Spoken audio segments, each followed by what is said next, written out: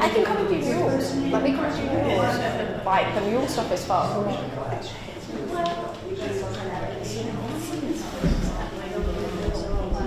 What's that? Oh yeah, it's fine for me. I can feel like I'm a celebrity in the spotlight. Okay, we can get started now. Good evening, everyone, and welcome to the Peacedale Museum of Art and Culture, South County's oldest museum.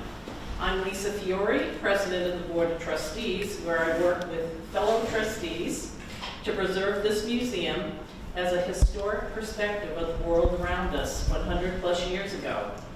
The artifacts on display are from many cultures throughout the world, raising awareness of the complexities and similarities of the global population. Our mission's focus is education. Our talented and enthusiastic Vice President, Mary Cockcroft Brown, has developed wonderful education programs for school-aged children, as well as the Peacedale Village walking tour.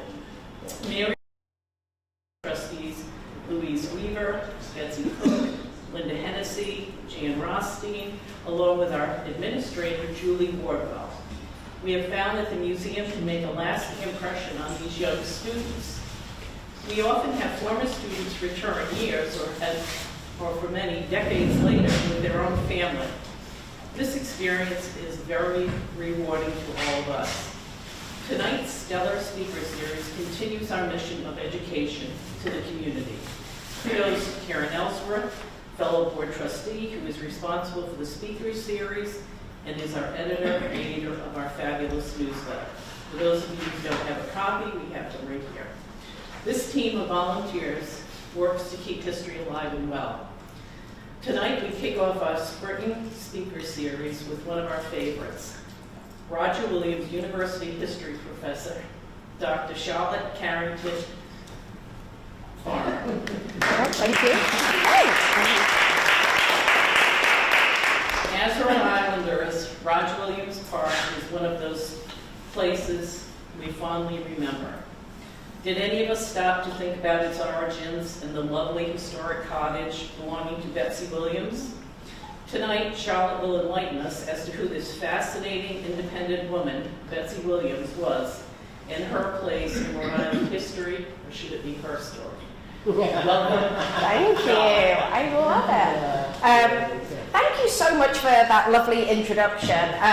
Can everyone hear me okay? I asked if I wear hearing aids, and so I know how it is to sit in the audience and not be able to hear. So if you can't hear me, do let me know.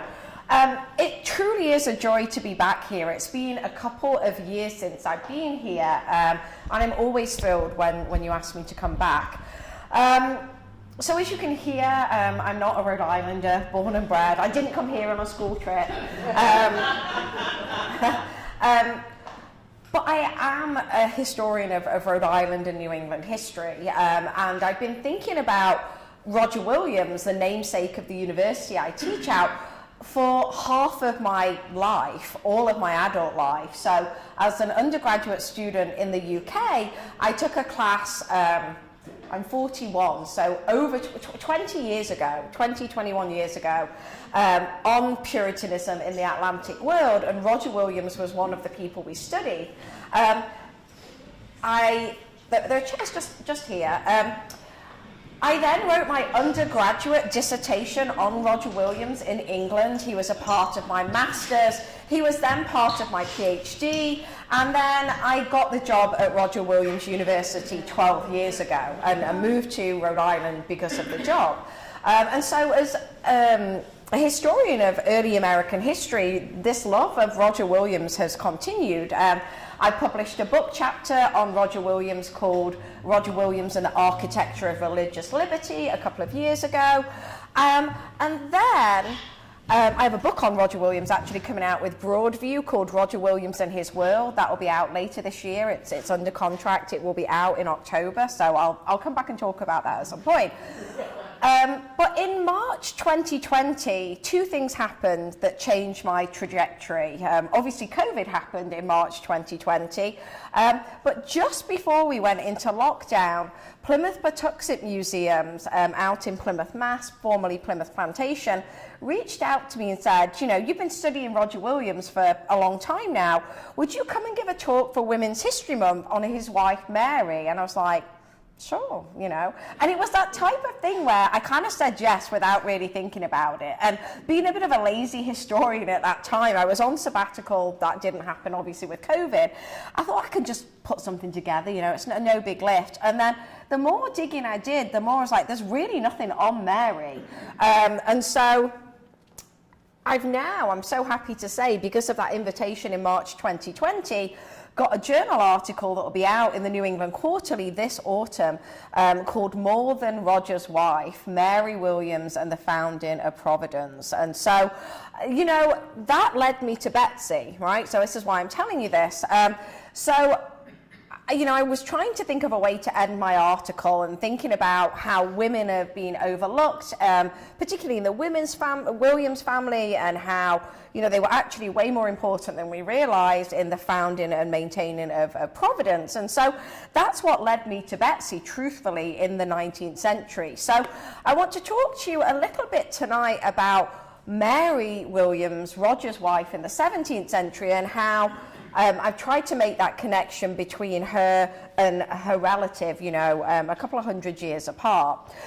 So this is what I'm going to talk to you about this evening. I have to start by saying thank you to Karen. Please, you should give her a round of applause. As you know, she and I were emailing back and forth about topics and what I could talk about, and this is one of the ones I threw out, and she immediately said, please do this, I'm really interested in this. And I feel like that is the biggest understatement I've heard in a long time. You know, every week she would say, hey, did you know this about Betsey? I found this, what about this? And I was like, my mind was blown. And so a lot of the stuff that I'm going to share to you tonight, and I'll point this out along the way, has come from a lot of the work that Karen has done. So I'm very much a 17th century historian. I was joking as I came in that, and here we are in the 19th century. So really so much of this has been the digging that Karen has done. So thank you. So I want to start with Betsey's death. And then I want to work back from Betsey's death to Mary's life in the 17th century, and then come back to Betsey's life, and then come back to her death at the end. So I'm going to signpost geographically and chronologically where we're going to be.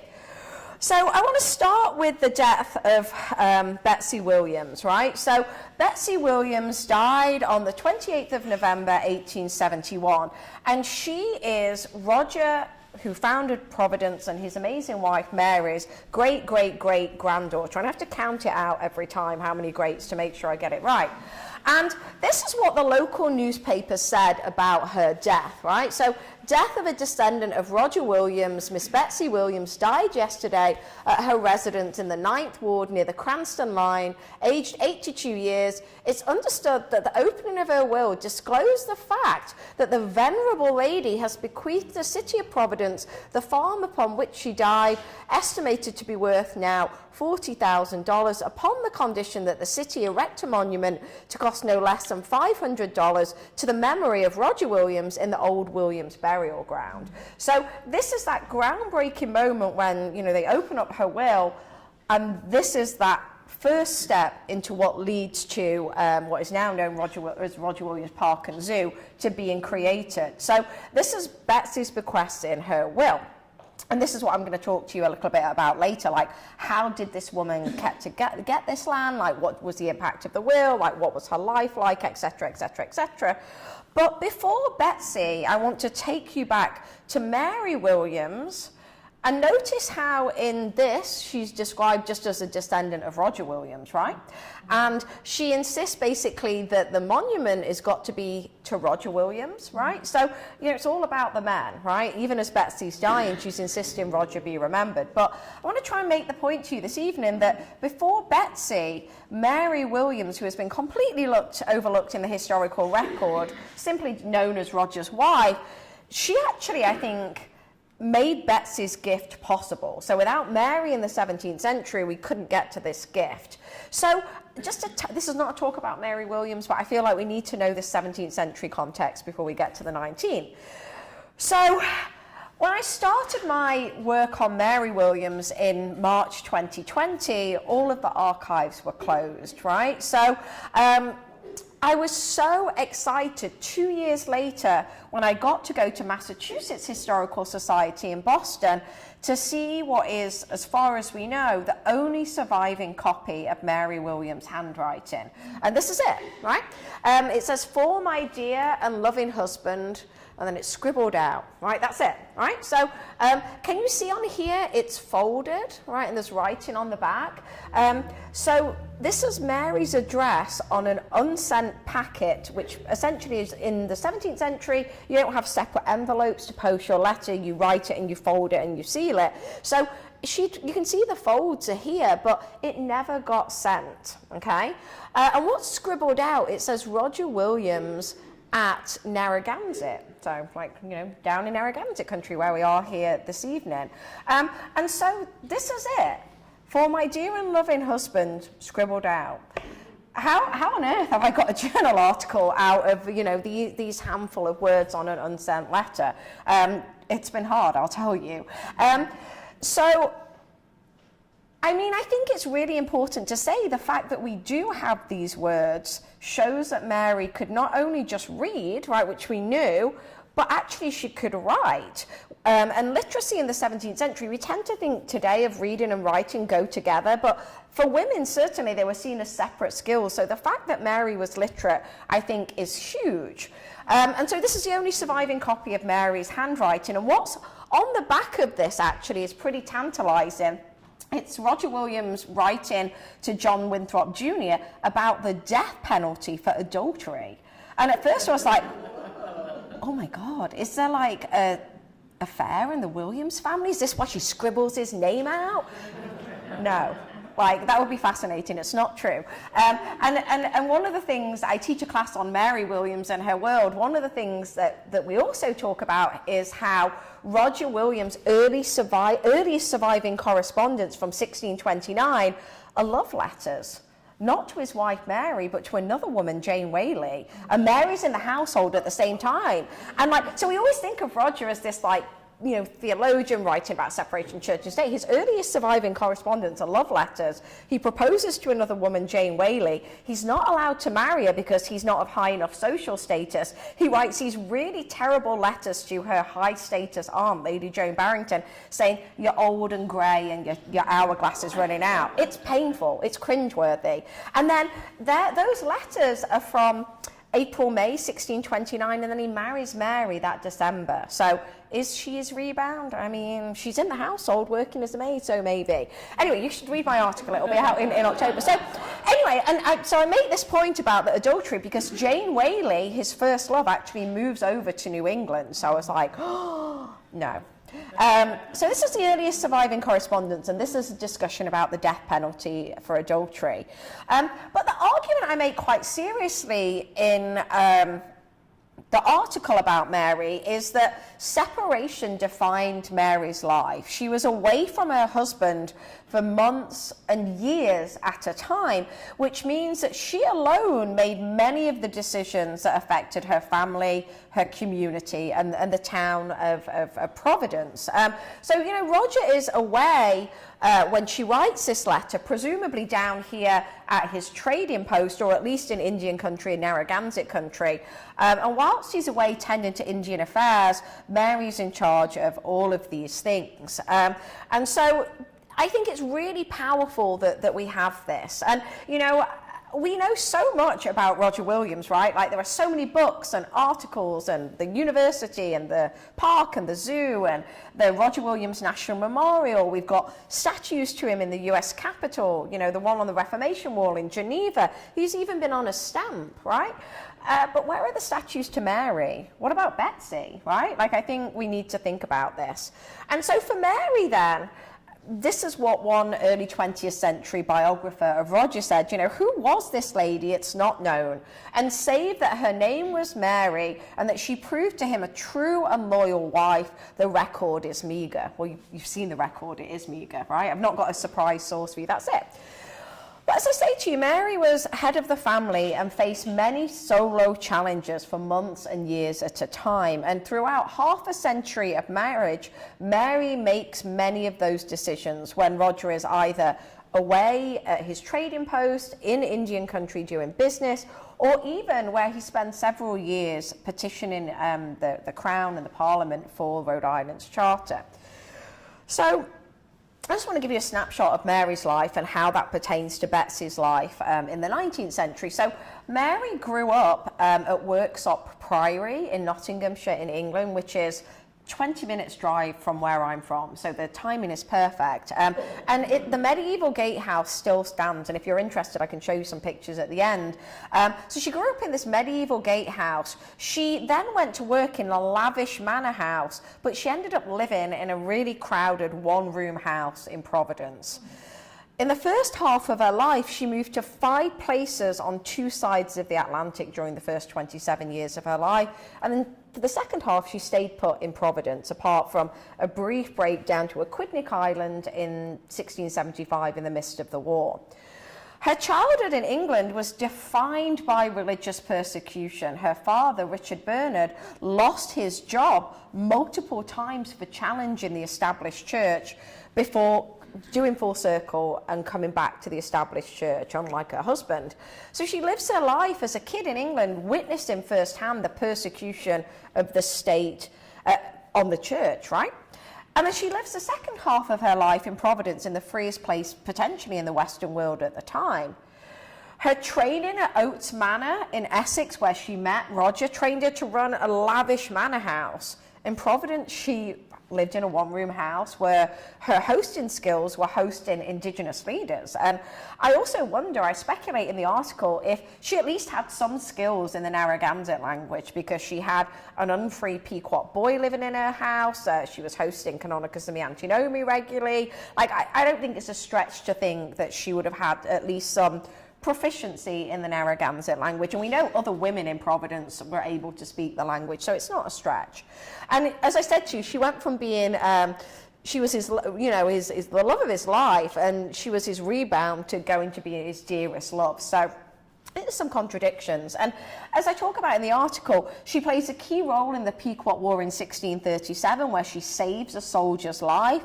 And then she nearly dies of an unknown illness a few years later. And again, that's one of the written records that Roger writes a letter to his wife, Mary Williams, and then publishes it as a book called Experiments in Spiritual Health. And it's written all about Mary's illness. She plays a central role in the colony in terms of her medical knowledge, and as I'm going to talk to you about tonight, confirming this crucial land evidence in 1661 that enables Betsey to then bequeath the land, in the 19th century. We know Mary faced financial hardships and she relied on the charity from friends, but she also profited as her family sold Indigenous peoples into slavery. So there's a real contradiction here. And I can talk certainly more about the slavery issue in the Q&A. It's something that in my book, the book I'm writing on Roger Williams, that I've really had to grapple with. So I can certainly talk about that. Mary spent large amounts of time away from Roger, right, like years, and some of my favourite letters that have survived are Roger, when he's on a 3-year trip to England trying to secure the charter, begging her to come over to England to join him. She does not. She makes a decision to stay. I mean, she's got like 6 kids at this point and a house to look after. And it's dangerous, right? Like he writes in the letter, I'll leave it up to you and your own free spirit to make your decision. So she knows her own mind. And as a kid in England, she saw her dad reluctantly conform to the established church. And then her husband obviously is banished for his refusal to do so. Last little bit of background on Mary before we dive into the land evidence from 1661. So it's clear then, obviously, that Roger's decisions have impacted the move, right? The decision to leave England, in 1631 to go to Salem and Plymouth and back. But I actually make the argument in the article that actually some of it's Mary's connections through her father. As a child, she knew most of the people who eventually went on to found Plymouth Colony as separatists. So I wonder if that's part of the draw. We'll see a little bit later that Mary's father corresponds with really important people in the Massachusetts Bay Colony, namely Roger Williams' enemy, John Cotton. And like, why is there correspondence between Mary's father and one of Roger's enemies and nothing that survived between Roger and his father-in-law? Has it just not survived? Maybe. Or did his father-in-law cut ties when he got banished, right? That's what I wonder. And then Roger's banishment in 1635, Mary was heavily pregnant. She gives birth to their second child in October 1635. That's the same month that her husband gets his banishment for his new and dangerous opinions. But there's a letter from a few years later that describes how, at least hypothetically, if not practically, Roger did not allow Mary to hear the word with them in their home because she potentially carried on going to the Salem church after Roger refused to go. So she knows her own mind in a way that we just haven't, I think, really realised. And we always think about Roger and he's this kind of lone hero, right, in the grand founding of Providence. It's like traditional great man history at its greatest. And, I'm such a social cultural historian, I want to talk about women's history and bottom-up history, that I'm so happy to say that the research I've done on Mary really does show she plays an important role in the founding of Providence and in guiding Indigenous diplomacy. And I want to talk to you about Mary's role in confirming a land evidence in 1661 as a way to link her to Betsey, who's the subject of my talk tonight. So the 1660s in Providence, I can sum up in a word: a nightmare. Right? It was a mess, right? Everyone was falling out. And the main thing they were falling out about was land, right? The colony has continued to grow as more people have moved, right? And there's all kinds of disputes. And again, I think it's fair to say, I think it's important to say that the land, obviously, that they were on belonged to native peoples, right? It was only because of Canonicus and the Antinomy that they were able to found Providence in the first place. And again, I can talk more about what that original land evidence meant for native peoples. And again, obviously thinking tonight that we're obviously on Narragansett native land here. So anyway, the 1660s were a nightmare. All of these other settler colonists had moved to Providence. We saw expansion down the West Bay. And the thing they're arguing about is who has what land? What are the bounds of this? What were the bounds of the original settlement that Canonicus and the Antinomy are already gifted in 1636, then were written and confirmed 2 years later in 1638? And the records, they're just going backwards and forwards. Who has this land? Was this and this and this? And so in 1661, in December, they bring in Mary Williams to testify as to what the original bounds of the settlements of Providence was. And I didn't know that. That blew my mind when I learned that. I was like, of all the people they bring in Mary, which again, it doesn't say this in the record, but be reading between the lines, that makes me think she was there in 1636 when Canonicus and the Antinomy were talking to Roger about what the terms of that agreement would be. Why else would they ask her to confirm it? And so I'll show you the original document, but I just want to clarify, this is what the document she signed says. It says she confirmed then the bounds of the land, and she describes in the document, the outline of the colony. It's from this part of the land to this, and the river, etc., etc. But she confirmed that it had been founded, quote, as a shelter for persons distressed of conscience, and how they sought, quote, loving and peaceable neighbourhood with the natives round and about us. Roger, her husband, was the procurer of the purchase, not by monies nor payment, but by that language, acquaintance, and favour with the natives, and other advantages which it pleased God to give me. And again, as I say, this talks about Betsey, but if you're interested in that, as I say, I feel like I've spent so much time on Roger recently, I can answer any questions you have about that. And so this is the document from 1661. it's long, right? I just read you an excerpt, but this is a bit that we're interested in down here, and I've zoomed in. So it says, I, Mary Williams, wife unto Roger Williams, and she basically consents to witness by my hand, and you can see, you know, the year, etc., the mark of M.W. Mary Williams. And so I feel like we knew about this, right? Like, we knew about it, but I hadn't seen the manuscript copy until a year or two ago, right? I'd seen a typed out version. And one of the historians who wrote about Mary said, you know, well, she clearly couldn't write, right? She just signed with initials, so she's not literate, she can't write. And then, you know, I found that document up in the archives at Massachusetts Historical Society, and then I started reading letters from Roger Williams to other people, and many of those letters say, by my wife I told you, by my wife I sent, this letter I sent to my wife. So it seems like she can.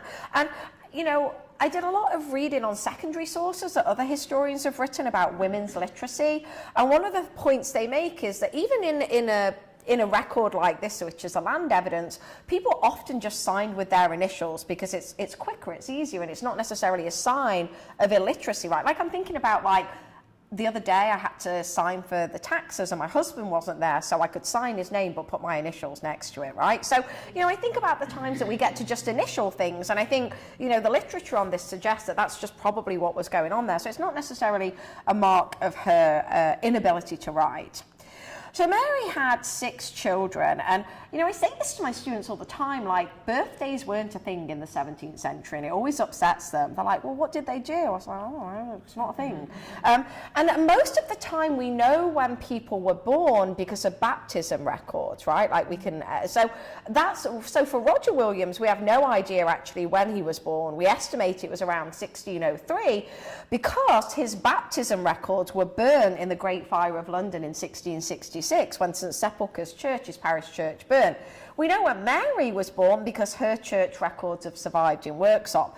Now, those 6 children that Roger and Mary have are kind of exceptional because in the early Providence town records, this is Roger's handwriting, Roger recorded the birth of the 6 kids and basically says, you know, roughly when they were born. Like, it says, like, at the end of October and, you know, about the month of September. So the Williams family children are pretty extraordinary in that we have a clear idea of when they were born. And so there's been some confusion actually between Mercy and Daniel. Like, can you see that it says July 1640 and then February 1641?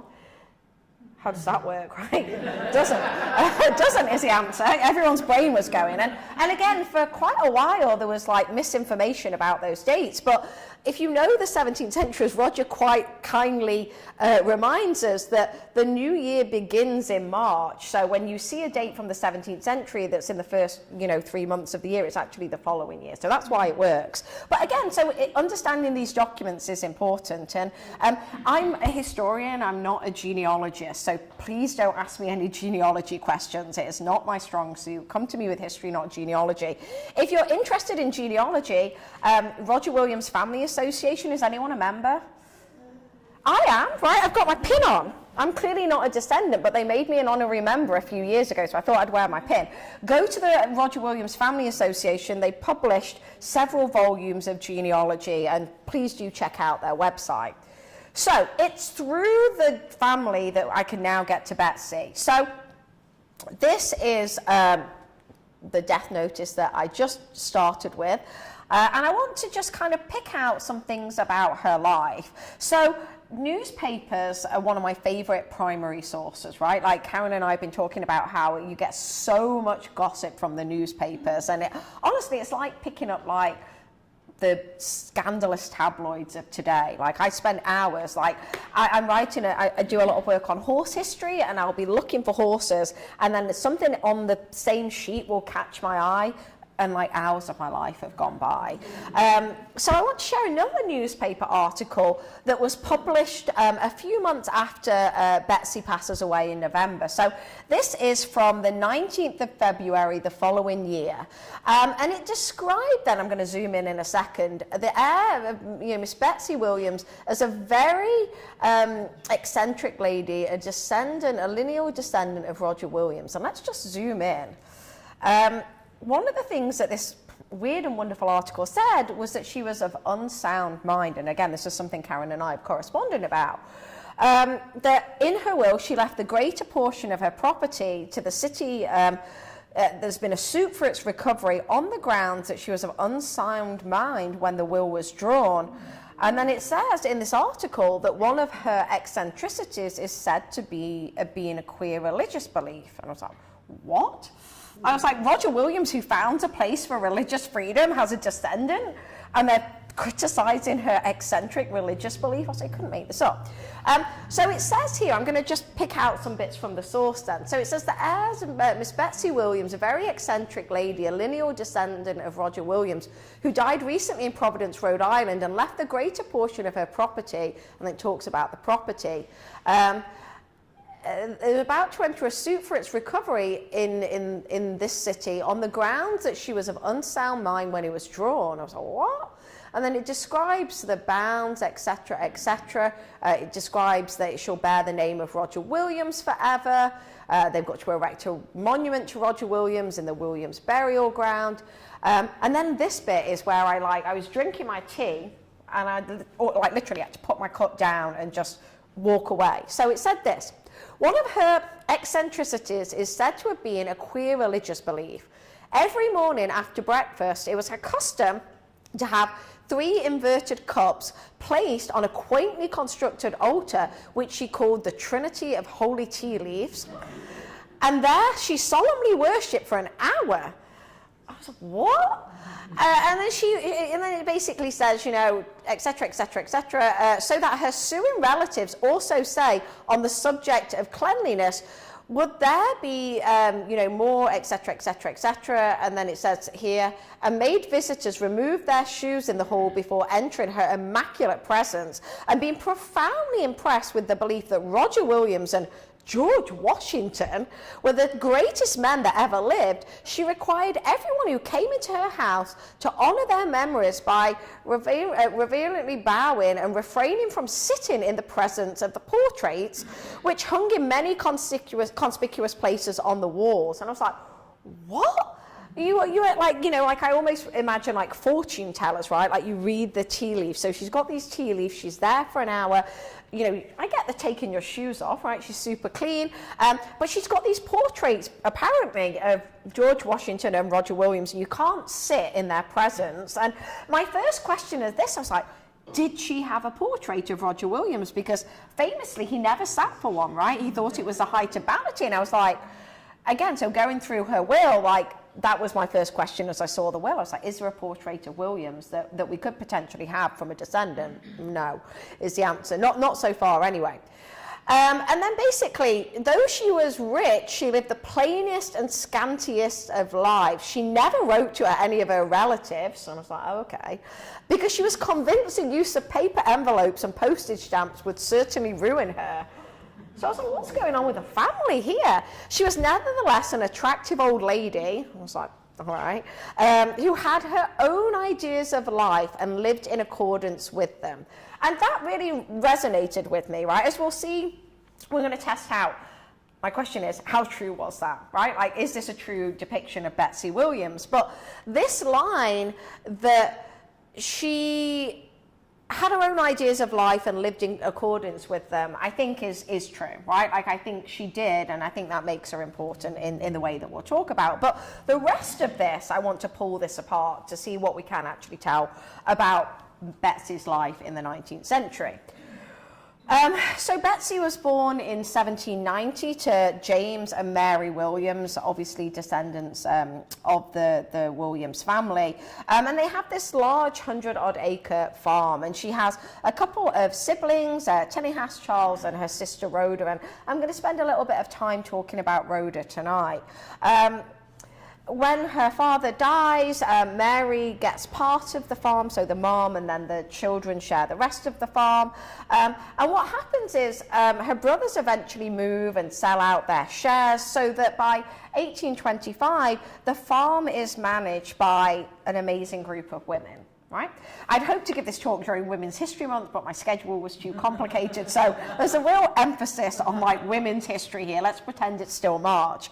That was managed by Betsey and her sister Rhoda, and then obviously her mother Mary. And again, there's a lot of Mary. I'm not a genealogist, but the look through I've done is there's a lot of Marys paying homage to our original Mary Williams in the 17th century. So after the park was founded, they published a history of Roger Williams Park in 1897, and in that there's a bunch of descriptions about Betsey, right? And footnotes aren't a thing in this source in the 19th century, so it's not sure where this evidence comes from, but she's only been dead a few years, so I presume maybe talking to people, you know, other family members, community members. And the book of the park describes Betsey as follows, that she was tall and finely formed, with a fresh and fair complexion and dark blue eyes and rich auburn hair, who always wore an immaculate white kerchief crossed over her breast in a very neat and precise manner. And then it describes in the book how Betsey and her sister Rhoda, quote, always dressed alike, clad in long plaid cape cloaks with bonnets and long veils, which was, quote, a quaint sight. So what's true, I think, is that Betsey and Rhoda, her sister, were very close. And I want to spend a bit of time talking about Rhoda because it's a really sad tale, truth be told. So Betsey never married, right? Betsey never married, but her sister Rhoda did. And she married a guy called James Straight from Warwick in 1815. I feel like if I could sum up James Straight in a word, I'd say he was, I don't know, actually, I was trying to think of a word, but they're all terrible words. He was a nightmare. He was an awful person, and then some more. So it's clear that before she married James Straight, Rhoda seemed to have some doubts to his character, and she seemed to wonder potentially if he was after money and potentially part of her inheritance. And in some documents I'll talk about in a second, it seems like from an interview that her mother Mary did that, you know, just before the wedding, Rhoda mortgaged off basically her section of the farm to her mother, you know, gets rid of any power that she has over the land and the money, but doesn't tell her soon-to-be husband. She does this right before the wedding. I've been married 10 years now. I've been with my husband 20 years together, 10 years married. And I told him this story and he's like, that doesn't bode well. And I was like, I know, right? It doesn't, it really doesn't. And then what happens is James and Rhoda live in the house with Betsey and the mother Mary. And so fast forward to 1817, this is a newspaper article that Karen shared with me. It says, whereas Rhoda Straight of Cranston, basically the wife of James Straight, it describes who he is, has filed her petition in the said office, basically, etc., etc., etc., asking for a decree of divorce, so dissolving the matrimony. So, you know, she's married 2 years, right? And so the divorce petitions, I guess I would say to my students, I'm giving you a trigger warning, right? I'm about to talk about domestic violence, so I just want to say that to you. So it's quite unpleasant stuff. So the Supreme Judicial Court, the Judicial Archives in Pawtucket, have all of the original divorce stuff. And I spent some time reading this, and I felt like, again, I couldn't have tea, but like I felt like I had to walk away from some of these documents because it was really, really uncomfortable stuff. So you've got Rhoda's petition that I'll talk about, where she's justifying why she wants a divorce, and then a whole other bunch of people testify. Her mother Mary testifies why she should have a divorce. Betsey testifies. There's a whole bunch of other people. But I've been kind to you and transcribed this document. I'm not going to make you read this. I'll show you the transcription. So this is what Rhoda says about why she should be granted a divorce from James. So she says, quote, that she intermarried with said husband about 2.5 years ago, hoping and expecting to enjoy all that happiness, which is always anticipated and usually enjoyed in the marriage state. But all her hopes so fondly cherished have been blunted, and her most sanguine expectations disappointed.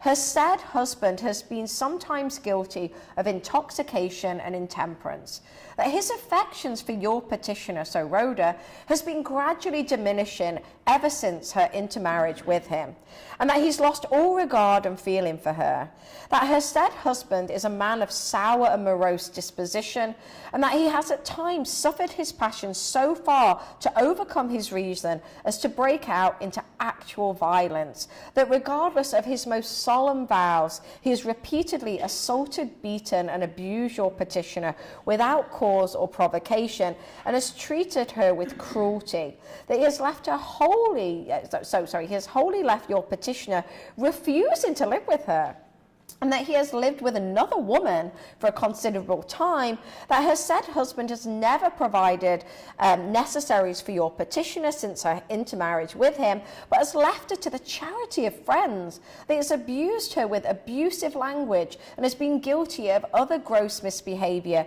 wickedness repugnant to and in violation of the marriage covenant. So really bad stuff, right? And so I read Rhoda's petition first, and then I read the testimony of Betsey, right? So I was really truthfully only interested in Betsey. She's like a paragraph and a half at the end of my Mary article. And then kind of like I went down the rabbit hole with Rhoda when I was like, oh my goodness. And I was joking with Karen, I was like, someone needs to write something on Betsey, Rhoda, and this, right? It's not going to be me. Maybe I'm hoping it's going to be her.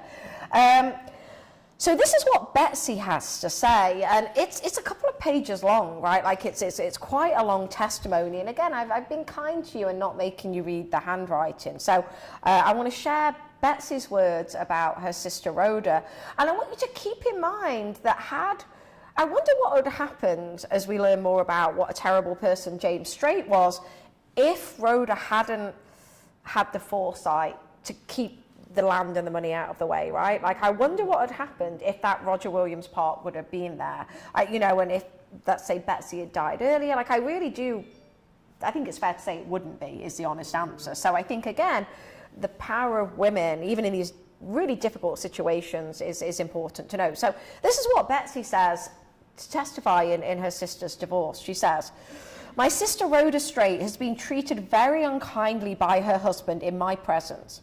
Not long after they were married, he began to show his temper and quarrelled with her.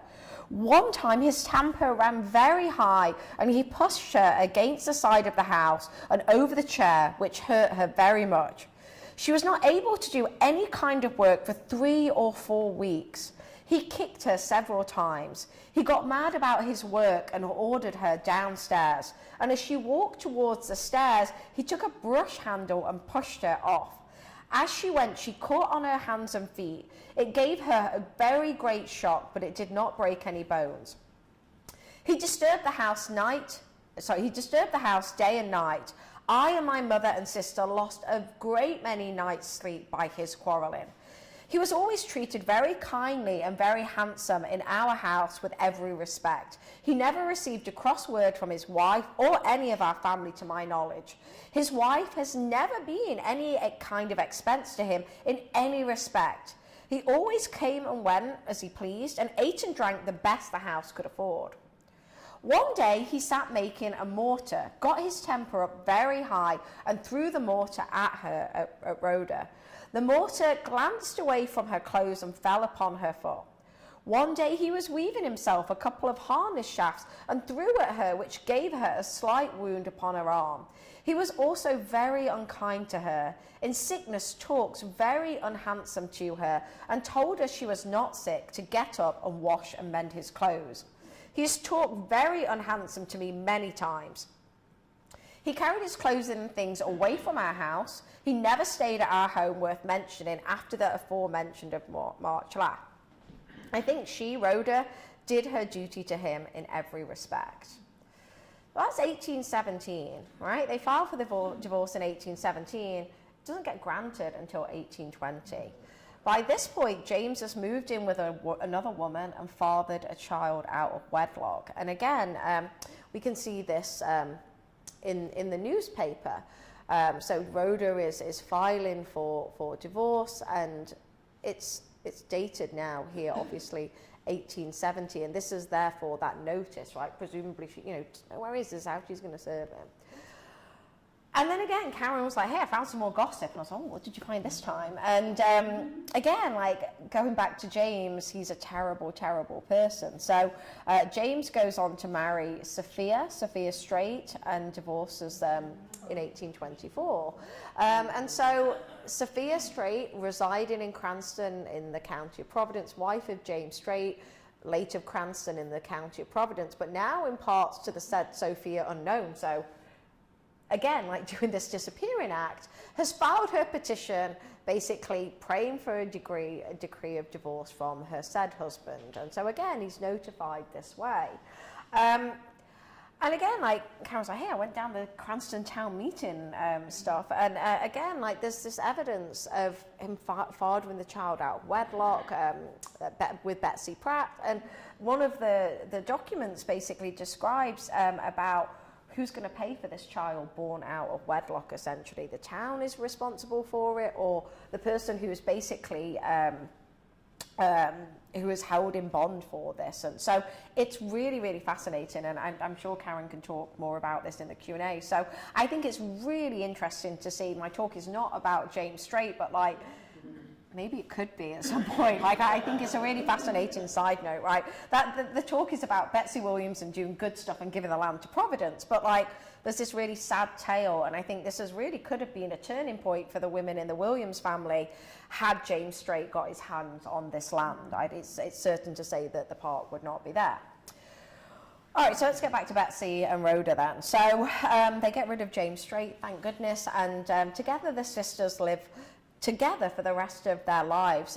They care for their mother, Mary, until she passes away in 1826. 10 years later, they sell off 20-odd acres of land.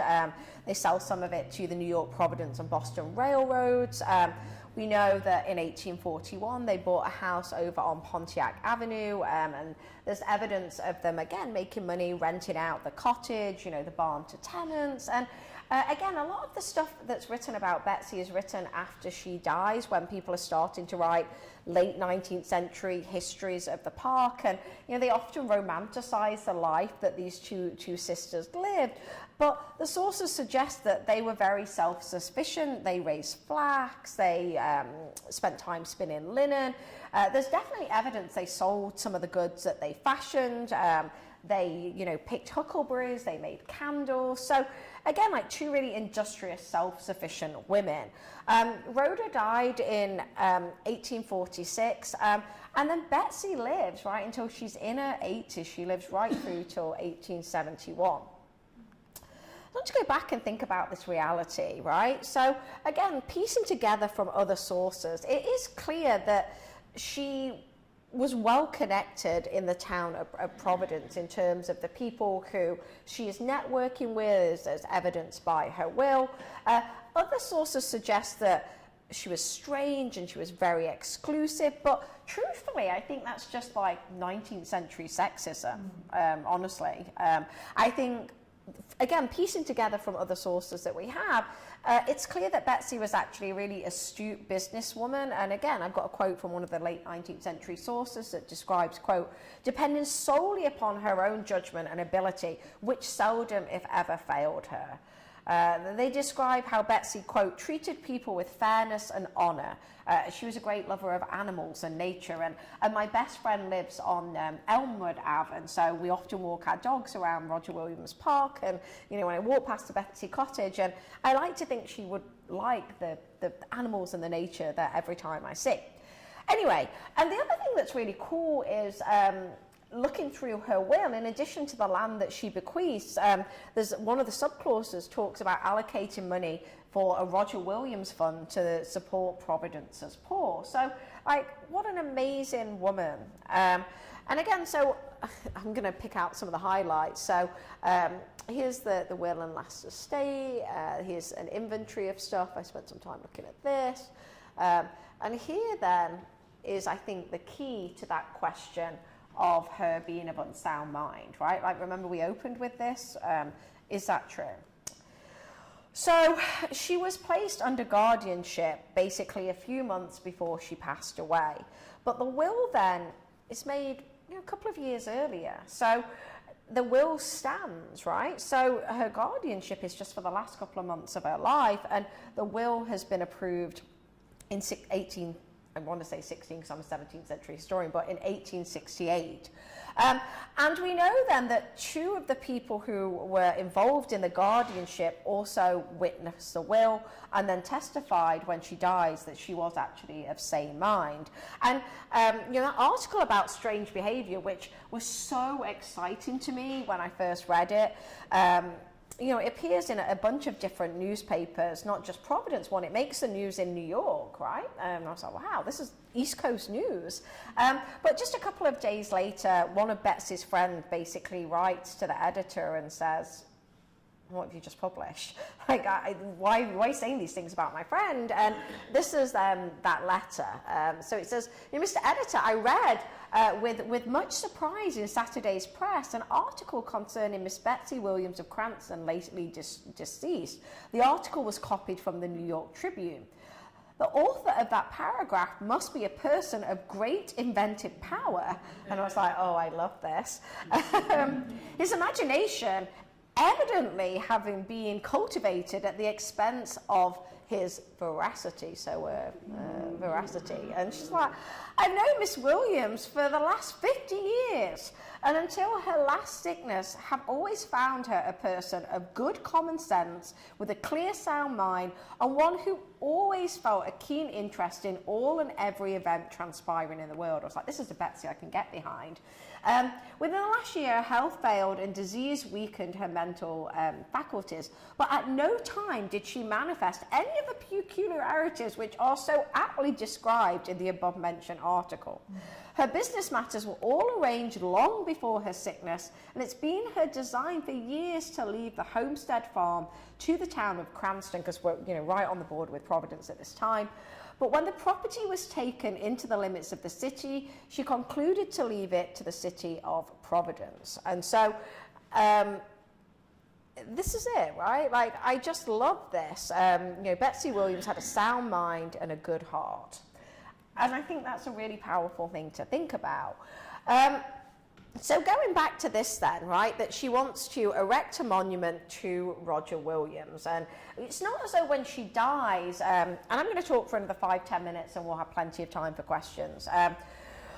It's not as though she dies and like a few weeks later they open the park, right? Like, that's not how it happens. There's, again, from the newspapers and a couple of other sources, it's so complicated. You would think, right, like, she's bequeathing this land, her will's clear, we've cleared up all this stuff, but there's debate in Providence about what we should do with this. So there's all kinds of conflict with land speculators. There's people coming to steal wood from the property. There's a whole debate about, do we even need a park there? Because maybe we should do Field Point Park instead. Like, that's a much better place for a park. This sucks. It's not a good place. And Betsey's will was really specific on what the land could not be used for. So she said the land could not be used for any punitive or reformation purpose. So it couldn't be a prison or some type of hospital. It couldn't be a hospital for contagious or infectious diseases. It couldn't be a slaughterhouse, a piggery, a tannery, a bone or fat boiling establishment, or for, quote, any repulsive trade or occupation. So it can't have any of that. Thankfully for Betsey, that's not what happened. So the Providence Mayor's office described, quote, how the land bequeathed to the city is undoubtedly a portion of the original tract set off to Joseph Williams, so one of the sons, by the proprietors of the town of Providence, and a portion of this farm has never been conveyed by deed of sale, having descended through the several parties before named to Miss Williams. So it's through Roger and Mary's son Joseph that it basically passes through. And so this is from the original bounds of Providence that were granted to Roger Williams and Mary Williams from canonical cement, for what the town would be and where it's through Joseph's line. And what's really interesting is, looking through the will, it doesn't cut out her surviving family entirely. It identifies her nephew, Charles Williams, who lives in New York, and the son of her deceased brother, Charles, as the sole executor. And there's other people named in the will, actually, that, again, we can talk about in the Q&A. And she leaves him basically the rest of the residue in her property, some of her household goods, her clothing, her carriage, her sleigh. As an equine historian, I'm like, what did that look like? And was split with heirs of her deceased nephew. And she's really well connected to so many people in Providence. And she leaves, other different bits and bobs in her will to various friends. And again, these aren't just like peripheral people in Providence. They are important people. And again, it's really fascinating to think about how she was connected. So despite all of these obstructions, Betsey's endowments thankfully did come to fruition. The City Council formally accepted her bequest on the 12th of February 1872. The park opened the same year, but it wasn't really until 5 years later that Betsey's bequest was fully honoured. Following her bequest, the park was named Roger Williams Park, and an imposing monument to its namesake was unveiled with much fanfare. The statue was designed, the statue that still stands today, I'll show you in a second, was designed and modelled by Frank Simmons in Rome, cast in bronze in Munich, and then finally cut by the Smith Granite Company. And I spent some happy hours just reading about the opening ceremony of the park, and I really wish I could have been there. I rarely say that about events in history, but I really wish I could have been there. An estimated 20,000 people attended the statue dedication, and I was like, what? I mean, sure, I'm going to believe it, right? Why not? We can say many people attended. There was a grand procession. There was a whole bunch of lectures on Roger Williams by professors at Brown University. And I was like, why? I mean, obviously why, right? She wanted it named Roger, but I was like, what about talking about her life? Anyway, there was a bunch of lectures on Roger Williams. There was music by the American band. The local Masonic Lodge was involved. They did a dedication. And then my favourite bit is that as the monument was unveiled, a bunch of local school children sang a newly written hymn called Roger Williams that was been written by another woman, Sarah Helen Whitman, and I've got the whole hymn, but I've just pulled out a few of my favourite lines. The lines include, and I'm not going to sing them because it's already raining, I let the muse of history write on a white stone his honoured name, loyal to liberty and light, first on Rhode Island's roll of fame, while may the muse of history place foremost amongst the just and free, his honoured name, wherein we trace the soul of law and liberty. And so there's this really fitting dedication to the statue. This is as a 17th century historian, photography does not exist in the 17th century, but the 19th century, we've got photos. It's so exciting to be able to see this. So you could see the Betsey Williams cottage in the background, and we can see Williams here. So at the base here, there's been some speculation. Is it Cleo, the muse of history, maybe, right? Like it suggests from here, right, maybe well, the muse of history place, right? Is it that, or is it potentially a dedication to Betsey herself? So we have the woman here kind of reaching up, and Roger's there, and it basically says on his book, soul liberty, right? Honouring his work to religious freedom. So within 20 years, the park had quadrupled in size and attracted over 15,000 visitors daily. A history of the park that was published in 1897 described, quote, how Betsey would never cease to be esteemed for being a noble and generous public benefactor, which endeared her memory to the citizens of Providence. So I feel like that's our job now, right? Like we have the cottage, can we have some interpretive plaques outside? I know there's stuff that's just been reopened inside. Can we maybe have something to Betsey? And I say that quite seriously because I mentioned where Mary Williams was born at Worksop Priory in Nottinghamshire in England, and I've been lucky enough to connect with the Nottinghamshire Historical Association and the vicar of Worksop Priory. And when I was able to go inside the gatehouse, a couple of years ago where Mary was born, I was excited / horrified to see they had a whole like, probably like the size of that panel there, like huge like wall display inside the gatehouse where no one ever goes, about important people in Nottinghamshire history. And they had a panel on Roger Williams, and I was like, he had no connection to Nottinghamshire, it's where Mary's from.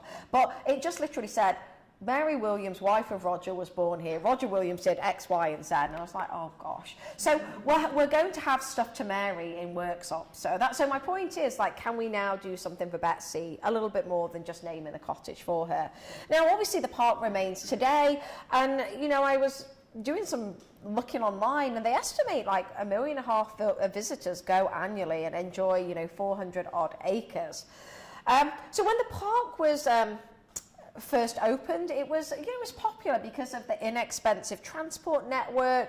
There was a lot of easy public access by horse-drawn trolleys.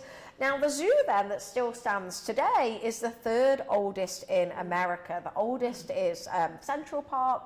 Then there's one in Chicago, Lincoln Zoo, a couple of years later in the 1680s. But it's the 3rd oldest when it started in 1872.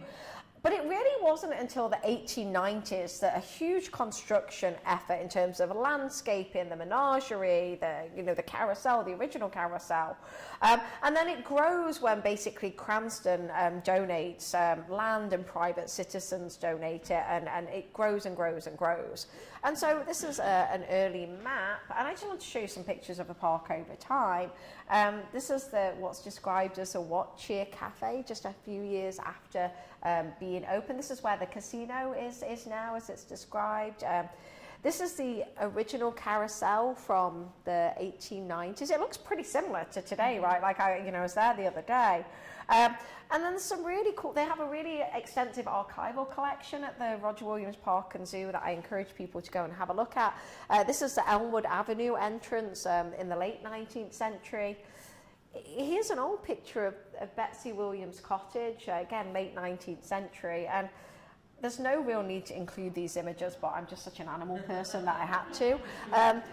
Baby Roger's first year. So they've got a little elephant called Roger. He arrived in the park in 1893. We have Palm, King of the Beasts, again, 1891. Like, this blew my mind, truthfully, more than the elephant. I was like, what? There's like these massive moose in the zoo, and obviously we've got the deer park, again, late 19th century. Pony teams, basically children who go for pony rides. And so Betsey then was buried at her request in the Williams family burial ground. And, you know, it just is sacred to the memory of Betsey Williams, and it describes, you know, who she who she's from, and, you know, when she died. And I just feel like there's more that we could say about her life, and I'm going to talk for another minute or two. So Roger's statue still stands, and visitors can, I'm so happy to say, now tour Betsey's cottage in the ground. And so in 2022, it was the 150th anniversary of the park's conception. And the city officials had held a year-long celebration. And I was so happy that I could talk at that event about what I've talked to you a bit about tonight. And I gave a talk on, they wanted me to talk about Roger Williams. I was like, no. No. I said I'll talk about the women, right? And so I gave a talk from Mary Williams to Betsey, and it was really exciting. And Lorraine Spears, who's Narragansett, who runs the Tomaquat Museum, she did a really important land acknowledgement, thinking about the original inhabitants of the land. And, you know, that same year, obviously, they opened the Gateway and Visitors Centre. So it's been a real time, I think, of growth for the park. And I just want to leave you with this final thing then. From that newspaper article that was later discredited, one of the lines I really hope is true, right? It said that Betsey Williams, she was a lady who had her own ideas of life and lived in adherence with them. And I don't think that would have been possible without Mary's bequest in 1661, where she reconfirms the land evidence for the bounds of Providence, for Betsey, her great-great-great-great-granddaughter, to make this extraordinary bequest in the 19th century. So it's 8:02, and I will pause there, and I'll happily take some questions on anything that I've said this evening. Yeah, and I'm going to come to you so I can hear you if people have questions. Do you have a microphone? I don't know if you want people to ask on a microphone or if they can hear, okay. Does anyone have any questions? And if you don't, that's fine, I can take them one-on-one. Yeah. Was divorce unusual at that time? I mean, yes and no is the honest answer, right? Like, it does happen, but it's still frowned upon. Look at the fact that it's such a big deal that he's fathering children out of wedlock, right? That is a big thing. So, I mean, divorce happens. It happens in the 17th century too, right? Like, in a way that we don't often talk about, right? Brought up by the woman? Yeah. You know, there's an amazing article that I teach a class called Crime and Dissent in 17th Century New England, and one of the articles I set is how in the 17th century, I'm just going to tell you, a woman could divorce her husband if he was impotent and did not provide, like, sexual fulfillment. And so no one thinks about that, right? Like, we think about, like, the Pilgrims or the Puritans as deeply religious, but, like, there's a real sense that, like, women had that power. So absolutely, like, it's not common, but it certainly happens, and I would say the same is true into the 19th century. Yeah, good, really good question, and you can see that, you know, James really did deserve to be divorced multiple times. Yeah, great question. Yeah, other questions? Yeah. Yes, you talk about the expansion of the park, and I'm assuming that's with the abutting property owners. Yeah. Who would Bequeath, yeah. But that had to probably, I mean, I can't imagine someone, even in the 1900s or so, leaving just their plot of land to the park. Yeah. How did that end up getting large swaths of additional land? Yeah, the answer is I've not looked into that extensively. Like, my interest has been, maybe. City bought the land. Yeah, Yeah. So again, I think that makes it possible to have, like, the bounds that we have today, and it grows, right, like, over time, etc., etc. But it's such an amazing park to wander around. Like, I think that every time I go, like, right in the heart there, and yeah, it's a really cool place. Yeah. Excellent. Yeah, good question. Thank you. I just have to tell you a horse story. Oh, I'm always game for that. Roger Williams. Oh. They used to have pony rides. I don't Yeah. know if they still do. I think so. But that was my favorite ride at the park. Oh. And in the wintertime, the ponies lived in the barn of the property. And my great uncle, who did not have any children of his own, would take me to visit the park in the wintertime. And he would say, "Would you like to go see the ponies?" I didn't realize until many years later that he was, like, slipping the caretaker a $10 bill so she can say hi to the ponies. Oh, I love that. Oh, you But I know. went to see the ponies in the wintertime every year. Oh, you and me would be the same people going to see the ponies. I'm always, you know, like, horses. I was saying, like, this work, I gave a talk a few years ago on the Narragansett Pacer as the first American breed of horse here. It's a big part of my research, and so anytime anyone has anything horse related, I'm there. Yeah, thank you. Is the house still open in the park? Yeah, it was closed for quite a while. I think it's still closed because it's not safe for a lot of people to be in because it's never been upgraded. But you can, I believe, if you email I forgot the lady's name. I can look the email up in a minute. You are able to get in there. I think you just have to book an appointment to tour it. And I believe, I don't think I'm oversharing it, that the hope is to make it more accessible. Like, that's the plan. And that was certainly the plan in 2022 when they had the big anniversary. Yeah, but it's cool. Like, it's really worth a visit, even if you just peer through the window. I'll come here and then across. Yeah. Do you think that domestic violence was a real problem back then? Yes, it was. Yeah, it was a huge thing. And again, like, let me draw a comparison between the 19th century and the 17th century. The next door neighbours to Roger and Mary in Providence were involved in a domestic violence case, right? That Joshua and Jane were in. They knew Roger Williams and Mary Williams in the 17th century in Salem. They came down. Jane Varin was a huge religious follower of Roger Williams, wanted to hear the word in Roger's house. Her husband Joshua, and I'm quoting from the source, beat her with an inch of her life for going to worship with Roger Williams next door. Their houses are literally next door. And it's one of the early court cases in Providence, and they're debating. It's legal in the 17th century to correct a wife or a servant, but not excessively, I know, right? Not excessively. So the case turns on not necessarily the domestic violence, but for what he's correcting her for, her religious freedom. Right? Like if you founded a place, a year or so before, that is on religious freedom, the whole case is what's more important, the patriarchy or religious freedom.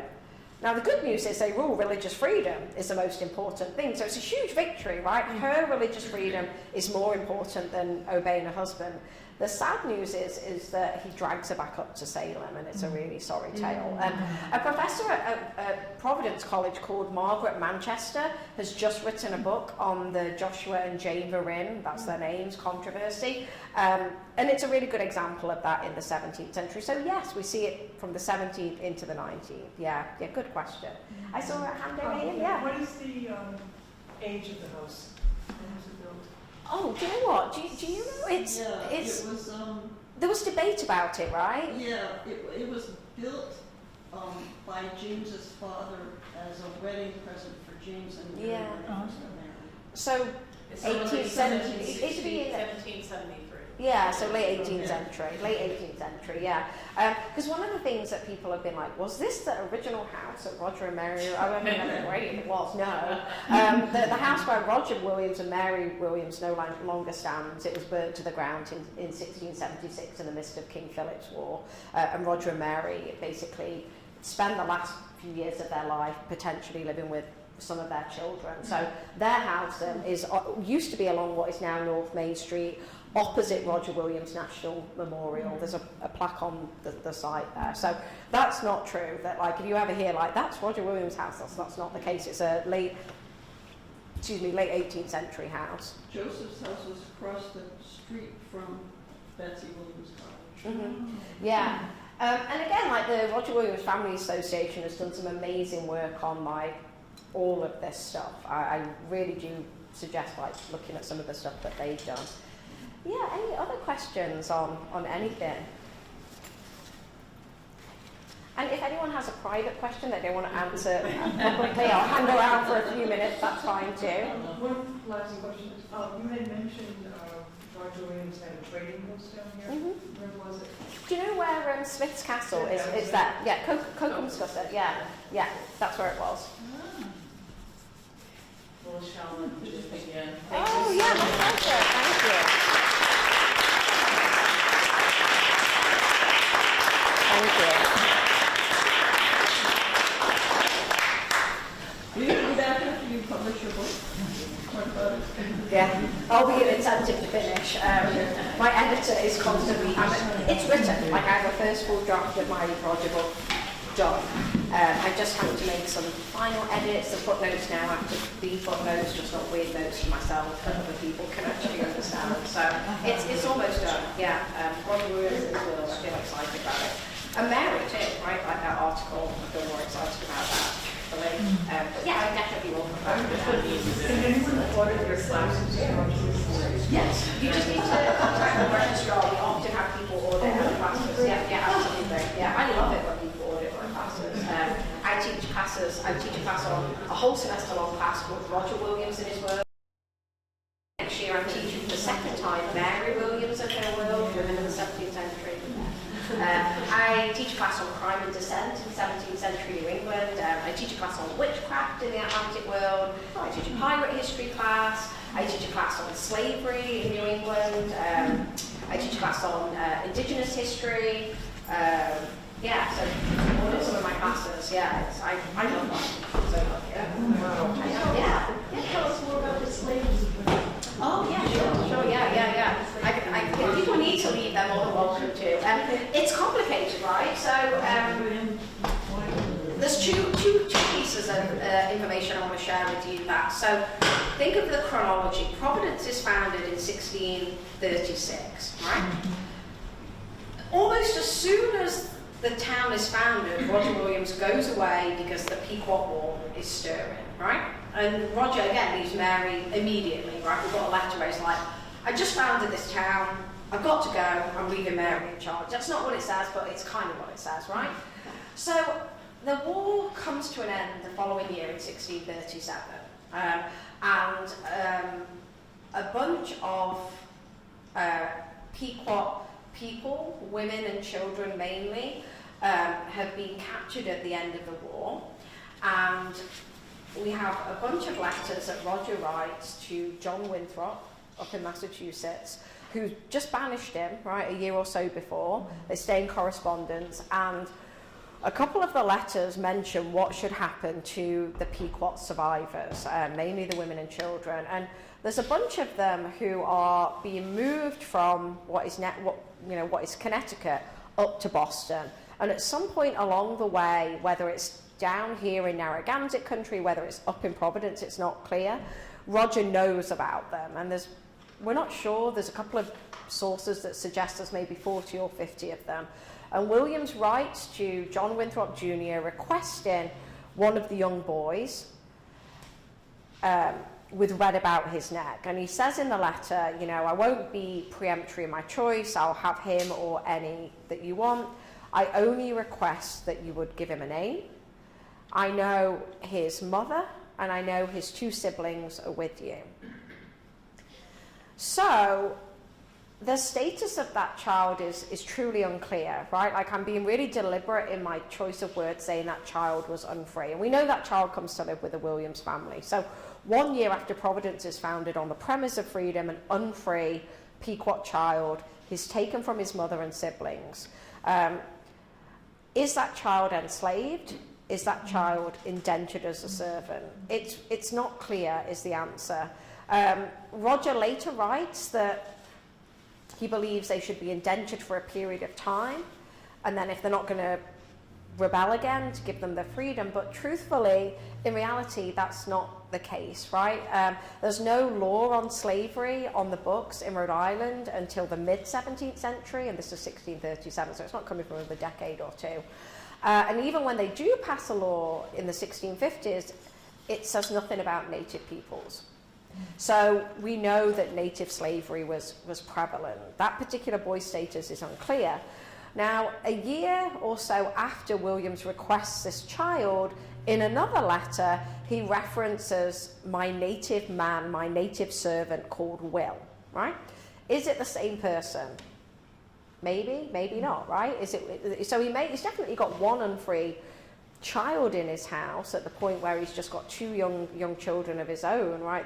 1 year later, he's got this unfree boy, and then he has Will. He also has a Dutch servant in his house, William Clewson, who's with him for a while. But the kind of key piece is not the slavery in his house. We've got that unfree boy, but it comes about in 1676 at the end of King Philip's War, when Providence Williams, his son, so the town's called Providence and the son's called Providence, which is confusing. The son, Providence, uses his sloop, right? He's a trader.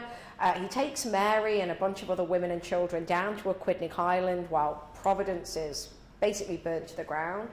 And the letters survive at Rhode Island Historical Society in Providence that then basically talk about what to do with the Pokanoket, Wampanoag, and other allies, the captives. And so Roger Williams basically signs front and center agreeing to sell them in slavery in the Caribbean, and we know that his son Providence is involved with his sloop. He's a trader in that. So they profit directly from the sale of native peoples. And the extent of native slavery in the 1670s is it's not just a few people that are sent down there, so much so that in 1676, they pass a law in the English colonies in the Caribbean basically saying, you're sending so many enslaved natives, we just can't. Like, Barbados passes this act saying, like, you're sending so many native peoples down into slavery. So he definitely has an unfree child in his house. the status is ambiguous, but he most certainly profits from selling native peoples into slavery. And if you're interested in this, I have an amazing recommendation from a good friend of mine at Brown University, Linford Fisher. He's writing a book on native slavery. He's written a journal article called Dangerous Designs, the Barbados Indian Importation Act, I think it is, of 1676 I just described to you. But even more importantly, he is working with tribal partners to create a database cataloguing indigenous slavery around the Atlantic world. And that's about to launch, and it's called Stolen Relations. And so indigenous partners have really pushed him to think about slavery from a native perspective, right? It's not just about the economy and whatever, but it's about stealing people from their families and their homelands. And that term stolen relations really hits with Roger Williams when you think about that boy in 1637. He knows his mum's still alive and 2 siblings, so stolen from the family, so stolen relation. But the fact that he's requesting for Winthrop to erase his indigenous identity by renaming him reinforces that it's not just physical stealing of people, it's cultural genocide, right? Like trying to take away native identity and taking away native peoples from their land. So it's a really uncomfortable example of Williams being involved in that project of stolen relations. So I highly recommend checking out Linford Fisher's work. It's groundbreaking. It really is. Yeah. Yeah. Any more questions? No, I feel like that was a dark moment to end on. My apologies. Well, thank you again for having me, and I'll happily take more questions. Thank you for your interest.